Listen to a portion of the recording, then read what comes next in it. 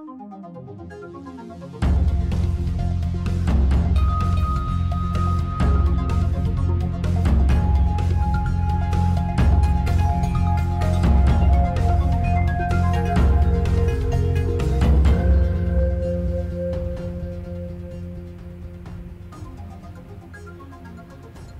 Time न्यूजमा स्वागत छ। माधव कुमार नेपालका कारण सरकार विस्तार अनिर्णयको बन्दी बनेको छ। पार्टी विवादले न यता न उताको अवस्थामा पुगेको नेपाली कांग्रेस नेतृत्वको सरकार मात्र होइन, पार्टीको महाधिवेशन पनि उस्तै हालत छ। कांग्रेसको महाधिवेशन भदौमा त भनियो, तर हुने संकेत कतैबाट देखिएको छैन। यता निर्वाचन आयोगले उपेन्द्र यादवलाई जनता समाजवादी पार्टी जसपाको आधिकारिकता दिएको बारेमा सर्वोच्च अदालतले कारण माग गर्दा थोरै भए पनि महन्त ठाकुरले राहतको महसुस गरेका छन्। तर अब जसपाको भविष्य के हुने हो यो पनि अदालतमाथि निर्भर हुन पुगेको छ। प्रधानमन्त्री रोजगार कार्यक्रम आफैमा सुन्दर र आकर्षक अभियान हो, तर जुनसुकै कार्यक्रमलाई पनि प्रभावकारी बनाउन त्यसमा स्वार्थ जोडिनु हुँदैन। यही भयो बेरोजगार समस्या समाधान गर्न ल्याइएको एउटा आकर्षक अभियानमा पनि। कोरोनाको चाल अब भने गम्भीर देखिँदैछ। संक्रमितको दरले 4000 नाग्दा तेस्रो लहरको सुरुवात भएको हो त भन्ने आशंका उब्जाएको छ। यो सँगै क्रिकेटका एक प्रिय हस्ती पारस खड्काले आफूले सन्यास लिनुको कारण खुलाउँदै सबैमाझ आफ्नो चाहना पेश गरेको न्यूज पनि आजको यस बुलेटिनमा महत्त्वका साथ समावेश गरेका छौं। अब प्राइम टाइम न्यूज का हेडलाइन्स। नयाँ बनेको 3 सातासम्म पनि संसदले पाएन बिजनेस। विधेयक पेश गर्ने मन्त्री नै नहुँदा संसद बैठक औपचारिकतामा सीमित।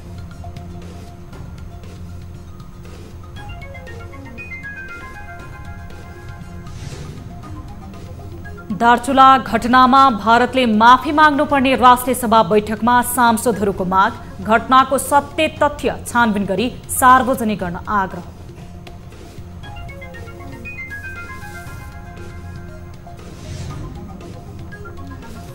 नेपालमा पछिल्लो 24 घण्टामा 4107 जनामा कोरोना संक्रमण पुष्टि। 35 जनाको मृत्यु। 1535 संक्रमण मुक्त।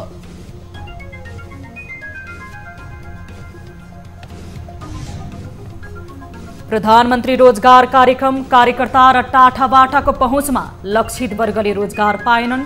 बजेट रकमको दुरुपयोग।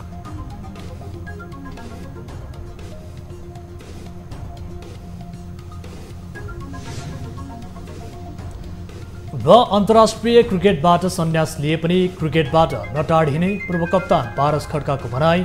फरक भूमिकामा जोडिने उद्घोष।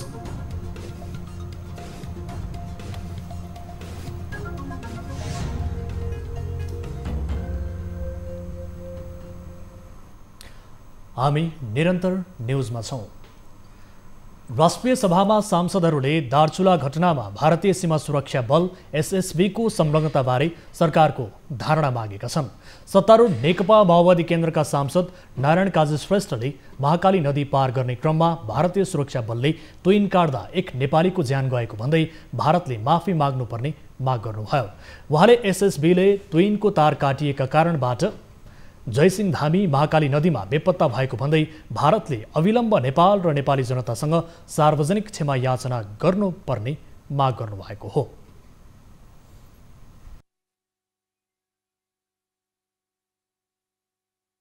भारतीय सीमा सुरक्षा बलका व्यक्तिहरूकै कारणबाट, तुइनको तार काटिदिएकै कारणबाट जयसिंह धामी महाकाली नदीमा बेपत्ता भएका हुन्।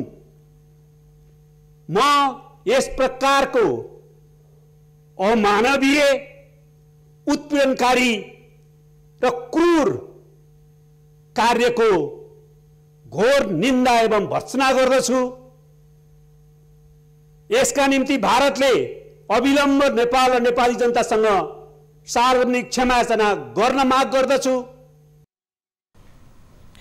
त्यस्तै बैठकमा एमालेका राष्ट्रिय सभा सांसद खिमलाल भट्टराईले दार्चुलामा भारतीय सीमा सुरक्षा बलले तुइन काट्दा नेपाली नागरिक हराएको विषयमा प्रधानमन्त्रीले भारतीय समकक्षीसँग कुरा नगरेका कारण कुरा गर्नुपर्ने माग गर्नुभएको छ।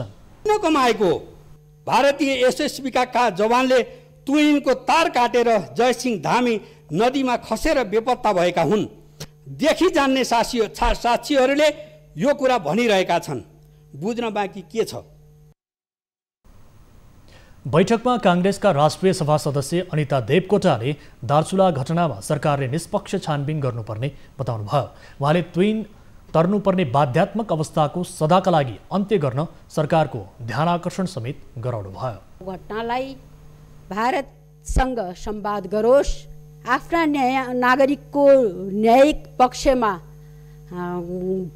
यथाशीघ्र सरकारले खोजी अनुसन्धान र सत्य तथ्य सार्वजनिक गर्न सकोस्। वैदेशिक रोजगारीमा हिँडेका युवक जयसिंह धामी गत साउन 15 गते महाकालीमा बेपत्ता भएका थिए। जनता समाजवादी पार्टीको आधिकारिकता उपेन्द्र यादव पक्षलाई दिने निर्वाचन आयोगको फैसलामा सर्वोच्च अदालतले कारण देखाऊ आदेश दिएको छ। जसपाका तत्कालीन अध्यक्ष महन्त ठाकुरले दायर गरेको रिटमाथि बुधबार सुनवाई गर्दै न्यायाधीश प्रकाशमान सिंह राउतको एकल इजलासले कारण देखाऊ आदेश जारी गरेको हो। निर्वाचन आयोगमा जसपाको विवाद जारी रहँदा साउन 8 मा ठाकुरले सर्वोच्चमा रिट दायर गरे पनि अन्तरिम आदेश दिन अदालतले अस्वीकार गरेको थियो।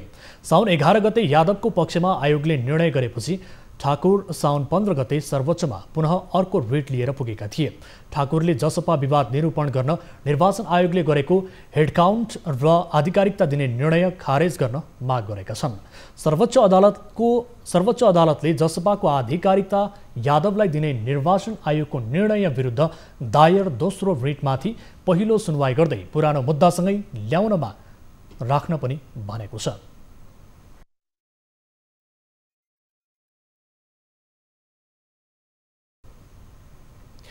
भूमि सम्बन्धी समस्या समाधान आयोग विघटन गर्ने सरकारको निर्णयमा प्रमुख प्रतिपक्ष दल नेकपा एमाले आपत्ति जनाएको छ। एमालेका प्रवक्ता प्रदीप गेवालीले आज विज्ञप्ति जारी गर्दै सरकारले भूमिहीन तथा सुकुम्बासी दलित लगायतका समुदायको मौलिक हकमा कुठाराघात गरेको आरोप लगाउनु भएको छ।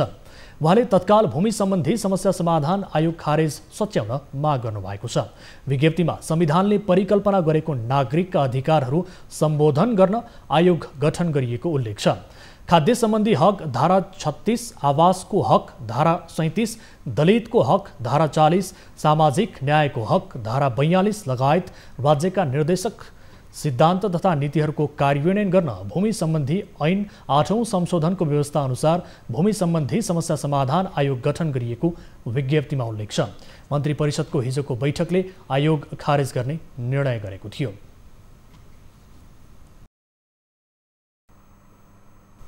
हामी निरन्तर न्यूजमा छौं। काठमाडौँ जिल्ला जनस्वास्थ्य कार्यालयले कोरोना विरुद्धको भेरोसिल दोस्रो मात्राको खोप लगाउन साउन 22 गतेबाट लगाइने जानकारी दिएको छ। साउन 22 गतेदेखि 24 गतेसम्म 1 महिना वा 21 दिन अगाडि पहिलो मात्रा खोप लिएकाहरूलाई दोस्रो मात्रा लगाउनका लागि स्वास्थ्य कार्यालय काठमाडौँले तयारी थालेको छ।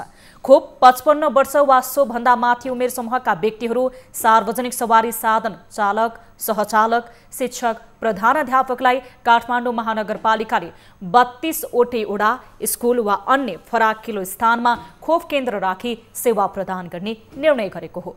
अत्यावश्यक सेवाका व्यक्तिहरूको हकमा भने 7 वटा अस्पतालमा लगाइने अस्पतालले व्यवस्था गरेको छ। राधास्वामी आइसोलेसन सेन्टर सामाखुसी, वीर अस्पताल, निजामती कर्मचारी नयाँ बानेश्वर, शिक्षण अस्पताल महाराजगञ्ज, प्रस्तुति गृह अस्पताल थापाथली, सशस्त्र प्रहरी अस्पताल बलम्बु र नेपाल मेडिकल कलेज जोरपाटीबाट भने स्वास्थ्यकर्मी, सुरक्षाकर्मी तथा पत्रकारहरूले लगाउन पाउनेछन्। खोप केन्द्रमा आउँदा अनिवार्य विद्युतीय दर्ता नम्बर र खोप कार्ड साथमा ल्याउनु पर्नेछ। दर्ता नम्बर नभएका वा भएकाहरूलाई छुट्टै लाइनको व्यवस्था गरिएको छ। नेपाली कांग्रेसको 14औं महाधिवेशन तोकिएको अवधिमा नहुने लगभग निश्चित भएको छ। यदि महाधिवेशन नहुने हो भने पार्टी वैधानिकतामा मात्र होइन संवैधानिक सङ्कटमा पर्ने पक्का छ। आफूलाई लोकतन्त्रको ठेकेदार ठान्ने कांग्रेस आफ्नै महाधिवेशन समेत गर्न नसक्ने अवस्थामा पुग्नुले नेपालमा राजनैतिक दलहरू स्वयं कति व्यवस्थित र अग्रगामी छन् भन्ने संकेत गर्दछ। एक रिपोर्ट। नेपाली कांग्रेस अहिले पनि क्रियाशील सदस्यताको विषयमा अल्झिएको छ। कांग्रेसको विधानमा पार्टी महाधिवेशन प्रत्येक 4 वर्षमा गर्नुपर्ने उल्लेख छ। विशेष अवस्था भएमा त्यसमा 1 वर्ष थप गर्न सकिने व्यवस्था हो। पार्टी विधानले दिएको समय अर्थात् 5 वर्ष घर्काएको कांग्रेसको वैधानिकता संविधानले दिएको थप 6 महिनाको समय अवधिका कारण जोगिएको छ र यो पनि मिति भदौमा सकिँदैछ। कांग्रेसले पार्टी विधान र संविधानले दिएको दुवै सुविधा सामान्य अवस्थामा नै प्रयोग गरिसकेको छ। अहिले ओडा र गाउँ अधिवेशन सकिसक्नुपर्ने हो, तर क्रियाशील सदस्यता विवादले स्थगित भएको छ। अब कहिले ती तहको निर्वाचन हुन्छन्? नयाँ तालिका समेत प्रकाशन भएको छैन। संविधान खतरामा परेको भन्दै सरकारमा पुगेको कांग्रेस आफ्नै पार्टीको वैधानिकता जोगाउन नसक्ने अवस्थामा पुगेको हो। पार्टीको वैधानिकता नै सङ्कटमा पर्छ र वास्तवमा के हुन्छ भने पार्टीको अस्तित्व नै धरापमा पर्न सक्ने खतरा देखिन्छ। त्यसकारण के हो भने त्यो नेपाली कांग्रेससँग अब अर्को अप्सन छैन। यो जुन गिभन डेटमा छ त्यो गिभन डेटमा अधिवेशन गराउनै पर्ने त्यो चाहिँ एउटा संवैधानिक बाध्यता छ। किनभने संविधानको जुन 269 आर्टिकल 269 ले जुन बन्दोबस्त गरेको छ त्यो बन्दोबस्त भनेको त्यो चाहिँ भोलन्टरी होइन, त्यो चाहिँ म्यान्डेटरी हो। कांग्रेसका नेताहरू क्रियाशील सदस्यताको विवाद मिलाउन दैनिक जसो पार्टीका भेला तथा बैठकमा बसिरहेका छन्, तर नेताहरूले बैठकले विवाद मिलाउन प्रयास भइरहेको छ भन्ने प्रतिक्रिया दिँदै पन्छिने गरे पनि ठोस निर्णय भने गर्न सकेका छैनन्। समय सीमाको दृष्टिकोणले हामी अत्यन्त चापमा छौँ। अब यसलाई चाहिँ नि यो अधिवेशनलाई कसरी चाहिँ नि वैधानिकता रक्षा गर्दै यो अधिवेशन गर्न सक्छौँ भन्ने सेरोफेरोमा नै हाम्रो अहिले छलफल हो। अहिले निर्धारित महाधिवेशनको कार्यतालिकामा पनि महाधिवेशन हुने सम्भावना टरेको कांग्रेसकै नेताहरूले बताउन थालेका छन्। भदौमा महाधिवेशन नगरे के हुन्छ? संविधानले दिएको समय अवधिभित्र महाधिवेशन नगरे कांग्रेसले राजनैतिक दल सम्बन्धी ऐन 2073 मा भएको व्यवस्थाको प्रावधान अनुसार सजाय भोग्नुपर्नेछ। सो व्यवस्थामा निर्वाचन आयोगले 50,000 सम्मको जरिवाना तिराउन सक्नेछ भने आयोगलाई तोकिएको समयभित्र जरिवाना नदिए पुनः सच्चिने मौका दिनेछ। पुनः मौका दिएको 6 महिनासम्म पनि महाधिवेशन गर्न नसके दललाई आयोगले तत्काल हुने एक निर्वाचनमा भाग लिन नपाउने गरी आदेश दिन सक्नेछ। कांग्रेस 50,000 जरिवाना तिरेर मंसिरसम्म महाधिवेशन धकेल्ने बाटोतर्फ अग्रसर देखिन्छ। कानूनका छिद्रा खोजेर कांग्रेसले पार्टीको महाधिवेशन त केही समय धकेल्ला नै, तर समयमै महाधिवेशन गर्न नसके कांग्रेसको लोकतान्त्रिक अनुहारमा भने कालो धब्बा लाग्ने जानकारहरू बताउँछन्। लोकतान्त्रिक ठान्ने कांग्रेसको महाधिवेशन अब कहिले? न्यूज 24 का लागि क्यामेरामा विनोद बजगाईको साथमा टिभी जर्नालिस्ट पुष्पा शर्माको रिपोर्ट। काठमाडौँको माइती घरमा नागरिकता विधेयक पारित गर्न माग गर्दै एक समूहले धरना दिएको छ। नागरिकता विहीन नेपालीहरू नामको समूहले संविधानको धारा 11 को उपधारा 3 र 5 कार्यान्वयन गरी नागरिकता ऐन संशोधन गर्न माग गरेका छन्। उपधारा 3 मा जन्मको आधारमा नेपाली नागरिकता पाएका बाबु आमा दुवै नेपाली नागरिक रहेको अवस्थामा उनीहरूका सन्तानले वंशजको आधारमा नागरिकता पाउने उल्लेख छ। त्यस्तै उपधारा 5 मा नेपाली आमाबाट जन्मिएका तर बाबुको पहिचान हुन नसकेका व्यक्तिले पनि वंशजको आधारमा नागरिकता पाउने उल्लेख छ। यस्तो अवस्थामा उनीहरू नेपालमै जन्मिएको र नेपालमै बसोबास गरेको हुनुपर्नेछ।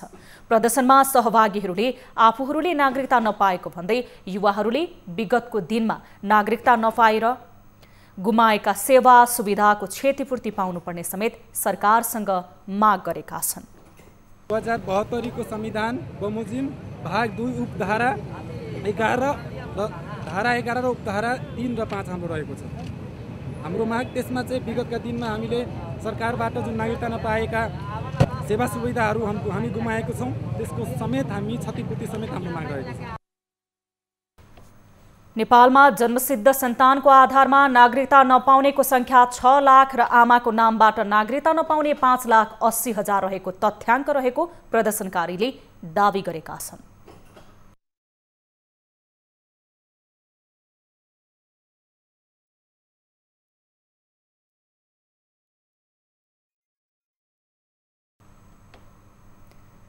लुम्बिनीलाई हरियाली बनाउन भन्दै छिटो हुर्कने सिसौका बिरुवा लगाइयो र सिसौ हुर्किए, तर व्यवस्थापन र उपभोग न्यून हुँदा करोडौं मूल्यका काठ खेर गइरहेका छन्।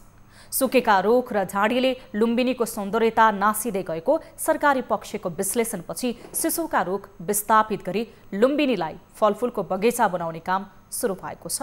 एक रिपोर्ट। बुद्ध जन्मस्थल लुम्बिनीको योजनाबद्ध विकास सुरु भएसँगै धमाधम सिसौका रुख लगाइयो। दीर्घकालीन योजना बिनै तत्कालीन समयमा छिटो हुर्कने भन्दै लुम्बिनी विकास कोषले अधिकांश क्षेत्रमा सिसौं लगाएको हो। बिरुवा हुर्किए, लुम्बिनी हरियाली भयो। तर हरियाली क्षेत्रको व्यवस्थापन नहुँदा बिस्तारै त्यो हरियाली झाडीमा परिणत भयो। अझ पछिल्लो समय सिसौमा रोग लाग्न थालेपछि छिटो पात झर्ने र रुखहरू सुक्दै जान थालेका छन्। यसले जुन उद्देश्यका साथ सिसौं लगाइएको थियो ठीक विपरीत लुम्बिनीको सौन्दर्यतामा खलल पुग्यो। हरियाली क्षेत्र उजाड बन्दै गयो। अहिले भने सिसौलाई विस्थापित गर्ने काम धमाधम भइरहेको छ। सिसौका ठाउँमा तराईको हावापानी सुहाउने फलफुलका बिरुवा लगाई बगैँचा बनाउने काम जारी छ।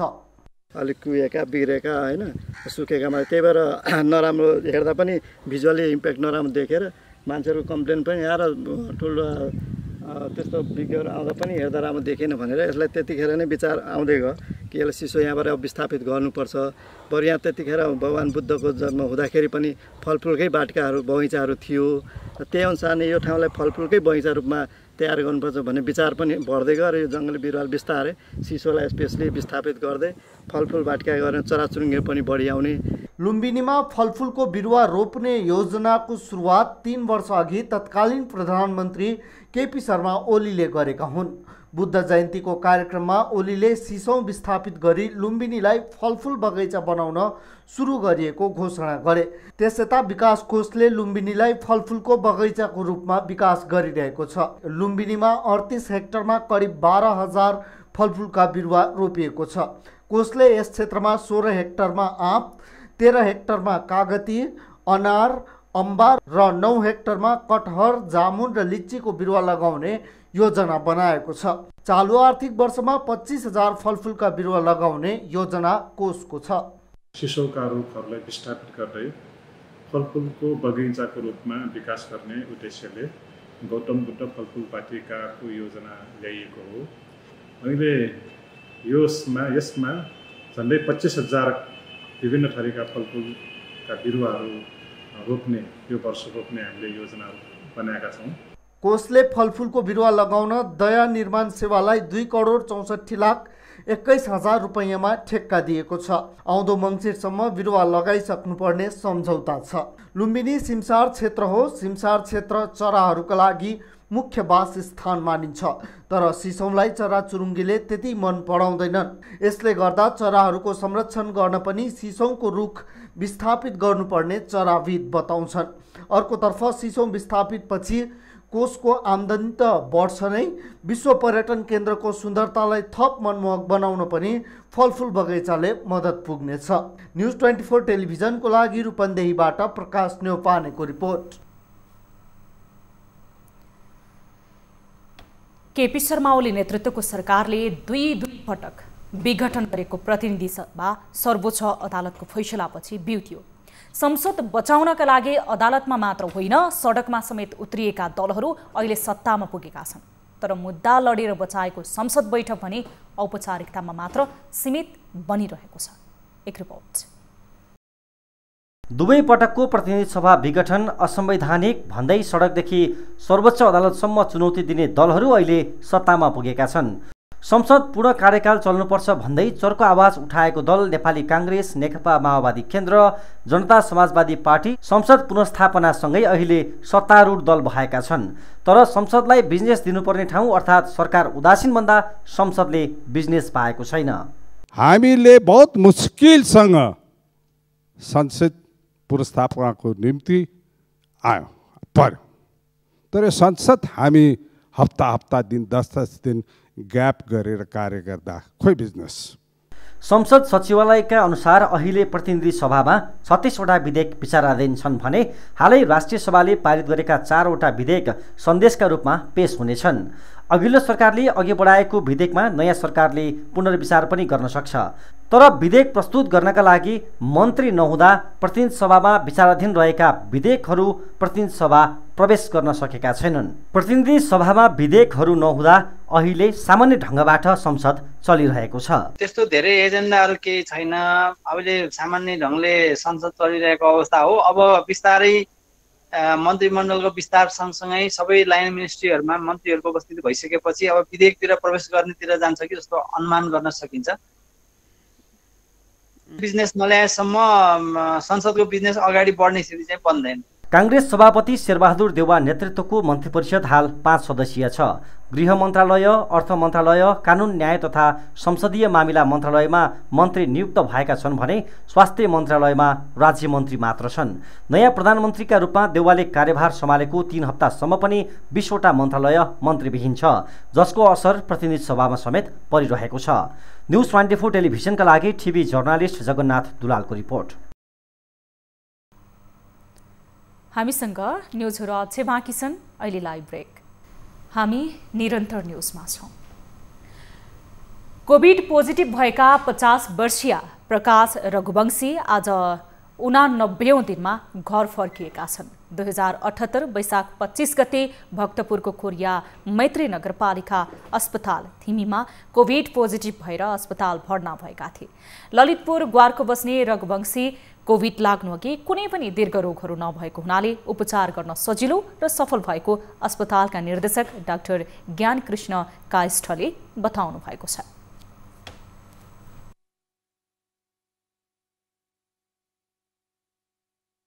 बिस्तारै छन् अक्सिजन चाहिने बढ्दै हैन, एउटा नेजल ट्रङ्कबाट मासबाट रिजर्भायरबाट हाई फ्लो नेजल क्यानला एनआइभी मास, भेन्टिलेटरमा राखिसकेपछि चाहिँ छिटै ठिक पनि भयो।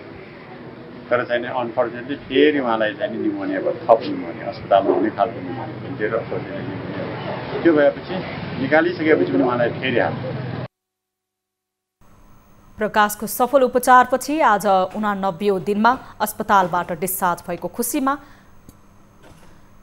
उहाँले मध्यपुर नगरपालिका प्रमुख तथा अस्पताल सञ्चालक समितिका अध्यक्ष मदन सुन्दर श्रेष्ठले कोरोनाको तेस्रो लहरको चर्चा चलिरहेको अवस्थामा अस्पताल तयारी अवस्थामा राख्न भरपूर प्रयास गरिरहेको बताउनु भएको छ। लगभग 3 महिनापछि चाहिँ डिस्चार्ज हुँदै हुनुहुन्छ। यसले एउटा पुष्टि गर्छ नेपाल कोरिया मैत्री अस्पतालले चाहिँ यो कोभिडलाई चाहिँ कसरी उपचार गरिरहेछ भने एउटा नमुना रूपमा यो एउटा नमुना हुन्छ कि भन्ने लाग्छ। त्यस्तै बिरामी प्रकाशका श्रीमती रजनी रघुवंशी अस्पतालमा उपचारको क्रममा डाक्टर, नर्स लगायत सबैले आफ्नो परिवार जस्तै व्यवहार गरेर श्रीमानको सफल उपचार गरिदिएको खुसी व्यक्त गर्दै सबैलाई धन्यवाद दिनुभएको छ।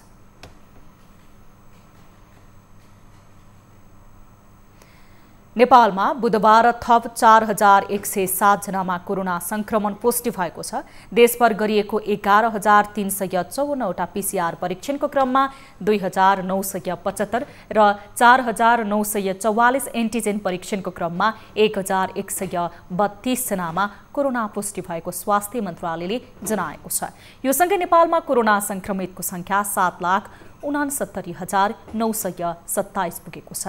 त्यस्तै कोरोनाको कारण थप 35 जनाको मृत्यु भएको छ। हालसम्म नेपालमा 9,957 जनाले कोरोनाको कारण ज्यान गुमाएका छन्। त्यस्तै थप 1,535 संक्रमित निको हुँदा हालसम्म नेपालमा 6,61,651 जना कोरोना मुक्त भएका छन्। हाल नेपालमा 33,262 सक्रिय संक्रमित आइसोलेसन र 378 जना क्वारेन्टिनमा रहेका छन्। सबैभन्दा बढी संक्रमण दर कर्णाली प्रदेशमा रहेको स्वास्थ्य मन्त्रालयको तथ्याङ्कले देखाएको छ। 24 घण्टामा देशभर 4104 जनामा संक्रमण पुष्टि हुँदा काठमाडौँमा मात्र 1279 जनामा संक्रमण पुष्टि भएको छ।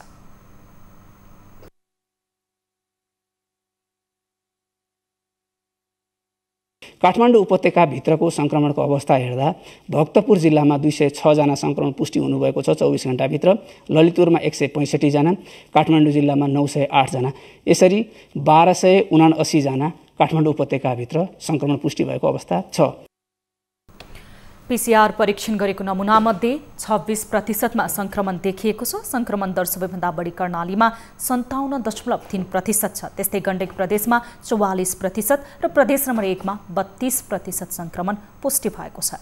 संक्रमण बढ्दै जाँदा देशभरका अस्पतालका बेडहरू भरिँदै गएको छ। विभिन्न अस्पतालमा गरी 714 जना आइसियु र 156 जना संक्रमित भेन्टिलेटरमा छन्। अस्पतालबाट डिस्चार्ज हुनेको संख्या भन्दा थपिने संक्रमितको संख्या 2 गुणा बढिरहेको छ।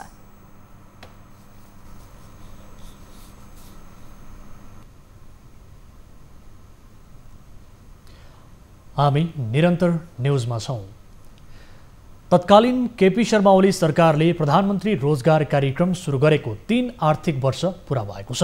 तर यो कार्यक्रम लक्षित वर्गसम्म पुग्न सकेन। सरकारले बजेट भाषणमा हरेक वर्ष 2 लाख व्यक्तिलाई रोजगार दिने घोषणा गरेको थियो। तर यो कार्यक्रम बिचौलिया र टाठाबाठाहरूको पहुँचमा पुग्दा वास्तविक बेरोजगारले काम पाएनन्। एक रिपोर्ट। तत्कालीन ओली सरकारले आर्थिक वर्ष 2075-76 को बजेटमा बेरोजगार व्यक्तिलाई वर्षभर कम्तीमा 100 दिन काम दिने घोषणा गरेको थियो। तर बेरोजगार व्यक्तिहरूले औसतमा 13 दिन मात्र काम पाएका थिए।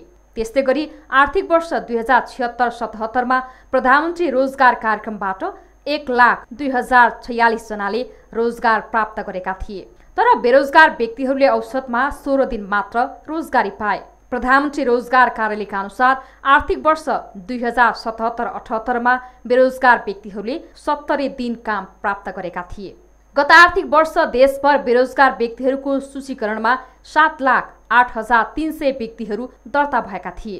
बेरोजगारहरूको सूचीमा समावेश भएका व्यक्तिहरू मध्ये 1,71,000 व्यक्तिहरूलाई काम दिएको प्रधानमन्त्री रोजगार कार्यालयले जनाएको छ। 1,71,334 जनालाई आर्थिक वर्ष 77-78 मा चाहिँ हामीले रोजगारीमा संलग्न गराएका छौं। गत वर्षदेखि कोभिडका कारण बेरोजगारी झन बढेको छ। श्रम सर्वेक्षणका अनुसार नेपालमा 11 लाख व्यक्ति प्रत्येक वर्ष बेरोजगारको समस्यामा पर्ने गर्दछ। सरकारले प्रधानमन्त्री रोजगार कार्यक्रममा हरेक वर्ष बजेट बढाएको छ। तत्कालीन अर्थमन्त्री युवराज खतिवडाले आर्थिक वर्ष 77-78 मा प्रधानमन्त्री रोजगार कार्यक्रमका लागि 3 अर्ब 10 करोड विनियोजन गरेका थिए। त्यस्तै गरी आर्थिक वर्ष 76-77 मा 5 अर्ब रकम विनियोजन गरिएको थियो। गत आर्थिक वर्ष 2077-78 को बजेटमा यो रकम दोब्बर बढाएर 11 अर्ब 76 करोड पुर्याइएको थियो। आगामी आर्थिक वर्षको लागि प्रधानमन्त्री रोजगार कार्यक्रममा 12 अर्ब रकम विनियोजन गरिएको छ। हरेक वर्ष प्रधानमन्त्री रोजगार कार्यक्रममा सरकारले बजेट बढाएको छ। तर विपन्न र आर्थिक रूपमा कमजोर वर्गलाई काम दिने भनेर ल्याइएको रकम वास्तविक वर्गसम्म पुग्न भने सकेन। तत्कालीन सरकारले कार्यविधि र योजना तयार नगरिकन प्रधानमन्त्री कार्यक्रम ल्याउँदा आफ्ना मान्छे र कार्यकर्ताको साथै बिचौलियाको हातमा स्रोत पुगेको अर्थविदहरूको भनाइ छ। लक्षित वर्गसम्म पुग्न सकिएन र यसमा बीचमा जुन हामीले आजभोलि नेपालमा धेरै चलेको शब्द छ नि बिचौलिया भन्ने, अलिकति उ गरेर फाइदा लिने, ती व्यक्तिहरूले बढी फाइदा लिए जस्तो लाग्छ मलाई। सरकारले यो कार्यक्रम आर्थिक अवस्था कमजोर भएको र वर्षभरको कमाइले 3 महिना पनि खान नपुग्ने घर परिवारका व्यक्तिलाई लक्षित गरेर कार्यक्रम ल्याइएको थियो। तर वास्तविक विपन्न र पिछडिएको समुदायका व्यक्तिहरूले भन्दा राजनैतिक पहुँच र स्थानीय तहमा चलखेल गर्न सक्ने कार्यकर्ताको हातमा प्रधानमन्त्री रोजगार कार्यक्रम पुग्दा लक्षित वर्गले रोजगार नपाएका हुन्। न्यूज 24 टेलिभिजनका लागि टिभी जर्नालिस्ट नवराज चालिसेको रिपोर्ट।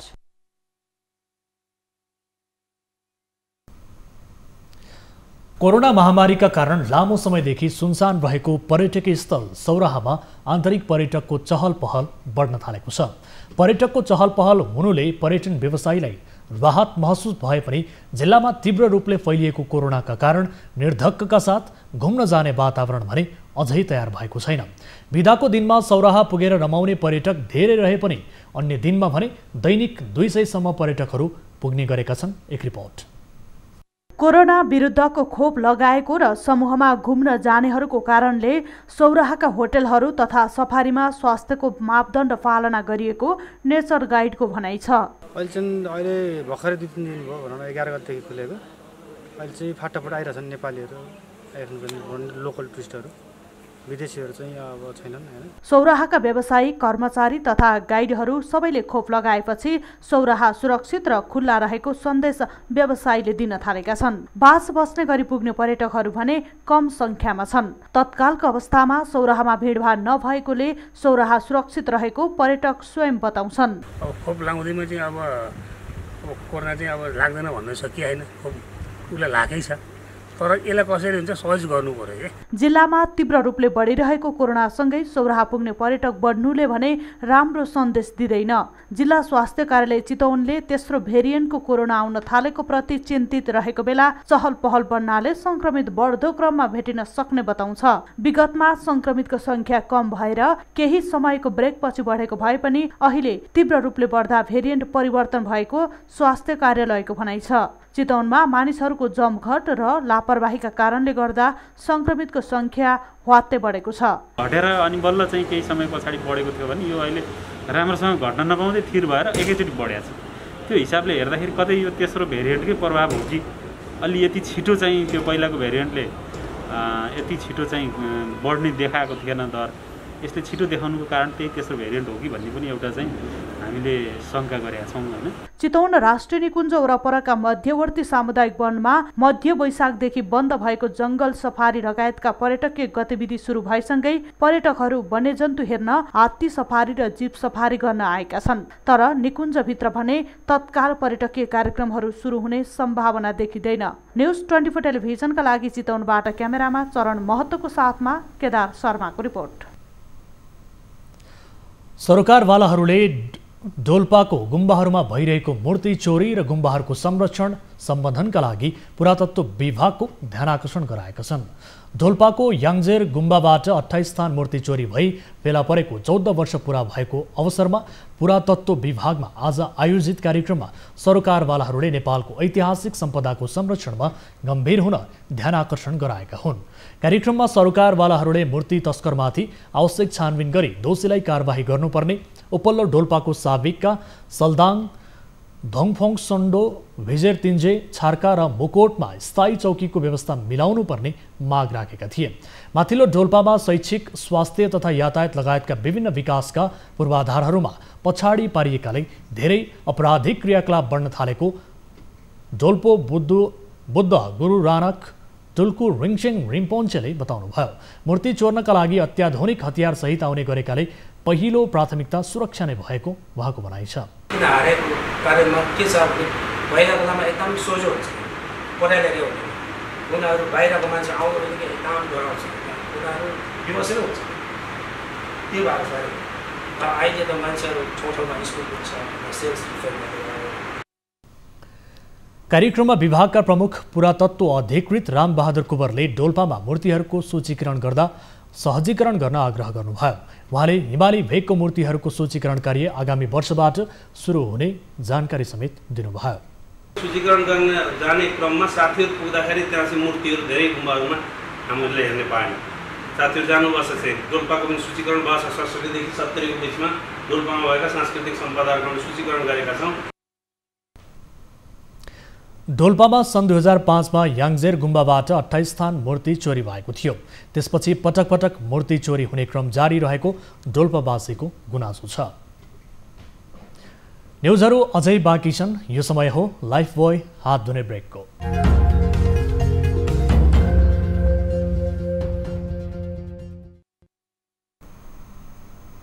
हामी निरन्तर न्युजमा छौं।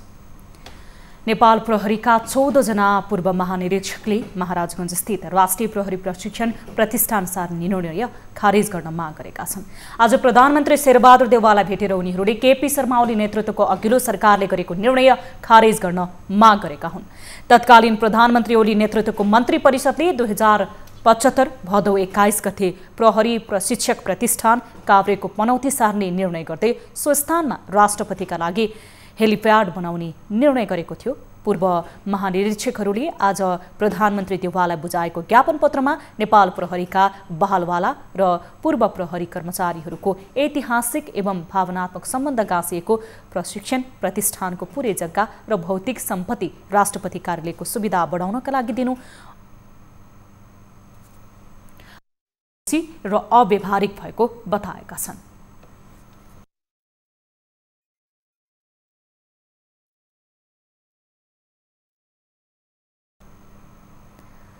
अब बिजनेस न्यूज।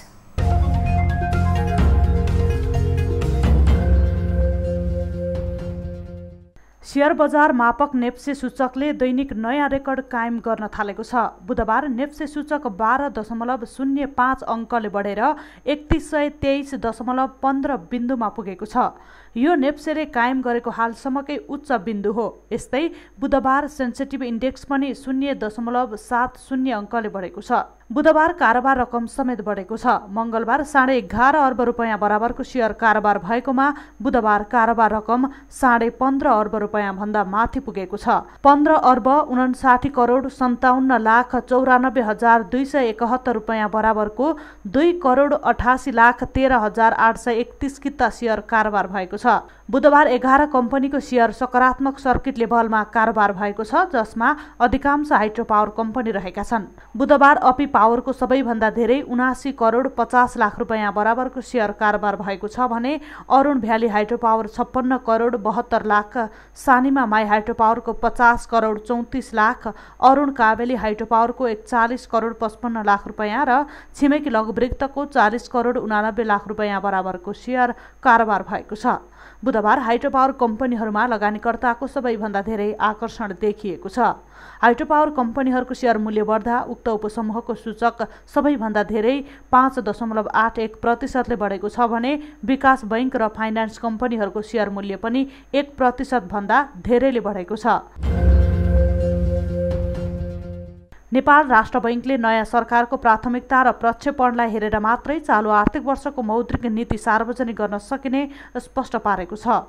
नेपाल राष्ट्र बैंकका गभर्नर महाप्रसाद अधिकारीले सरकार परिवर्तन भएकाले नयाँ सरकारको बजेटको आकार, प्राथमिकता र प्रक्षेपण हेरेर मात्रै चालु आर्थिक वर्षको मौद्रिक नीति सार्वजनिक गर्नुपर्ने अवस्था रहेको बताउनु भएको हो। बुधबार संघीय संसद प्रतिनिधि सभा अन्तर्गतको अर्थ समितिको बैठकमा बोल्दै उहाँले सरकार परिवर्तन भइसकेपछि नयाँ सरकारको प्राथमिकता र प्रक्षेपणलाई हेरेर मौद्रिक नीति ल्याउनु पर्ने भएकाले त्यसलाई पर्खेर बसेको बताउनुभयो।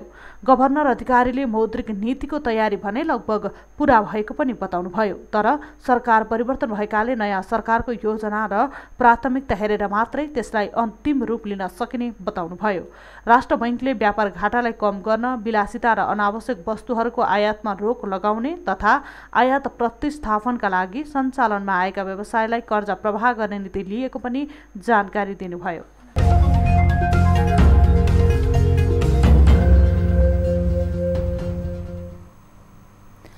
अब स्पोर्ट्स न्यूज।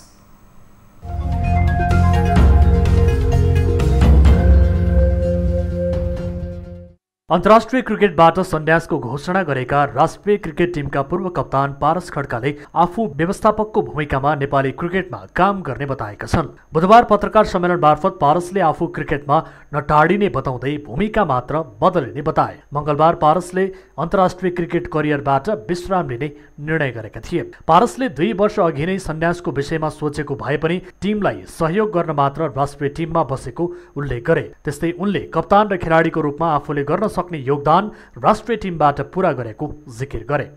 र मैले मेरो व्यक्तिगत जुन प्यासन थियो, आई थिंक मेरो हिजोबाट प्यासन सक्यो, अब करियर आजबाट स्टार्ट हुन्छ। That's how I see it. मेरो प्यासनले मलाई यहाँसम्म ल्यायो। अब आजबाट मेरो एउटा जुन करियर छ, एक्चुअल करियर, किनकि खेल्दा खेल्दै क्रिकेट करियर बन्यो, बट त्यो करियरको भनौँ न, career was more of a passion.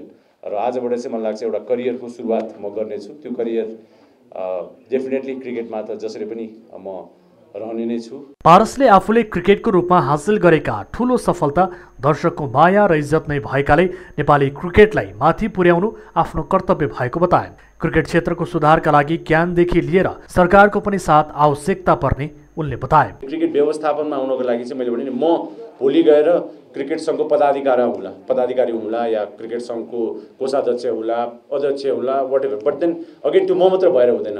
अहिले क्रिकेटको स्टेक होल्डर जो हुनुहुन्छ उहाँहरूले पनि भनौँ न उत्तिकै जिम्मेवारी लिनुपर्ने छ। र त्यो बाटो कठिन पनि छ, सजिलो पनि छ एक तरिकाले। किन भन्दाखेरि अब सबैजना क्रिकेट सङ्घमा आएर क्रिकेट अगाडि बढाउने भनेर एउटा राम्रो स्ट्राटेजी लिएर अगाडि बढ्ने हो भने मलाई लाग्छ धेरै कुराहरू अचिभ गर्न सकिन्छ। झन्डै 19 वर्ष नेपाली टिमबाट खेलेका पारस 10 वर्ष कप्तानको भूमिकामा रहेका थिए। नेपाली क्रिकेटका सफल कप्तानका रूपमा रहेका पारसको कप्तानीमा नै नेपालले T20 विश्वकप खेल्नेदेखि लिएर एक दिवसीय क्रिकेटमा समेत डेब्यू गरेको थियो। नेपाली क्रिकेटको सर्वोच्च निकाय क्यानले आइसिसी विश्वकप क्रिकेट लिग 2 अन्तर्गत ओमान र अमेरिकासँगको त्रिकोणात्मक एकदिवसीय सिरिजका लागि 19 खेलाडीलाई बन्द प्रशिक्षणमा बोलाएको छ। क्यानले बन्द प्रशिक्षणका लागि 19 खेलाडीलाई टिममा बोलाएको हो। बन्द प्रशिक्षणमा ज्ञानेन्द्र मल्ल, कुशल भुर्तेल, आरिफ शेख, दिपेन्द्र सिंह ऐरी, आसिफ शेख, गुलसन झा, कुशल मल्ल, विनोद भण्डारी, करण केसी, सन्दीप लामिछानेलाई बोलाइएको छ। त्यस्तै सोमपाल कामी, कमल सिंह ऐरी, अविनाश बोहरा, साहब आलम, सुसन भारी, शरद भेसावाकर, विक्रम शोभ, पवन सराफ र रोहित कुमार पनि बन्द प्रशिक्षणमा सामेल हुनेछन्। क्यानले नेपाली टोलीको बन्द प्रशिक्षण बिहीबारबाट सुरु हुने जनाएको छ। प्रशिक्षणमा सहभागी हुने सबैको पीसीआर परीक्षण भइसकेको क्यानले जनाएको छ। सिरिजको तयारीका लागि मुख्य प्रशिक्षक डेभ वाटमोर नेपाल आइसकेका छन्। नेपाल, ओमान र अमेरिका बीचको सिरिज आगामी सेप्टेम्बरमा ओमानमा हुनेछ।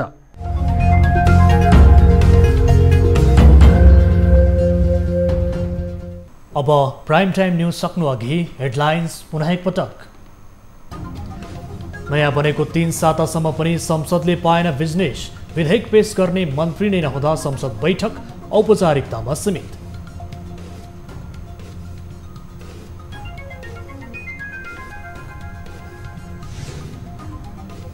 दार्चुला घटनामा भारतले माफी माग्नुपर्ने राष्ट्रिय सभा बैठकमा सांसदहरूको माग। घटनाको सत्य तथ्य छानबिन गरी सार्वजनिक गर्न आग्रह।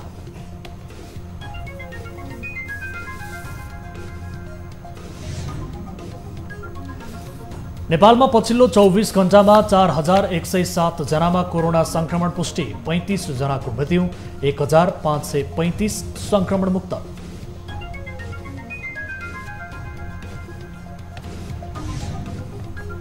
प्रधानमन्त्री रोजगार कार्यक्रम कार्यकर्ता र टाठाबाटाको पहुँचमा लक्षित वर्गले रोजगार पाएनन्। बजेट रकमको दुरुपयोग।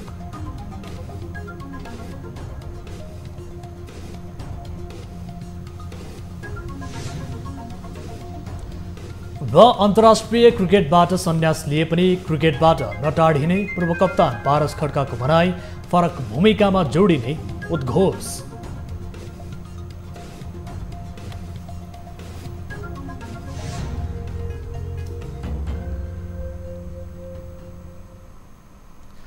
प्राइम टाइम न्यूज अहिलेलाई यति नै। जाँदै ताली र गालीका लागि हामीले सोधेको प्रश्न। विद्युत प्राधिकरणको कार्यकारी निर्देशकमा कुलमान घिसिङलाई फेरि ल्याउने सरकारको तयारीलाई तपाईँ के भन्नुहुन्छ? सही हो भन्नेले तालीमा र गलत हो भन्नेले गालीमा भोट गर्नुहोला।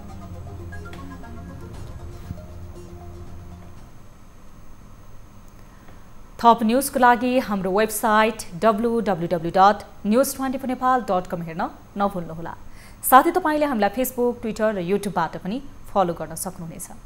यस्तै मोबाइल, भाइबर र इमेलबाट न्युज 24 को हेल्प डेस्कमा कुनै समस्या र गुनासो छ भने टिपाउन सक्नुहुनेछ। हामी निरन्तर न्युजमा छौँ।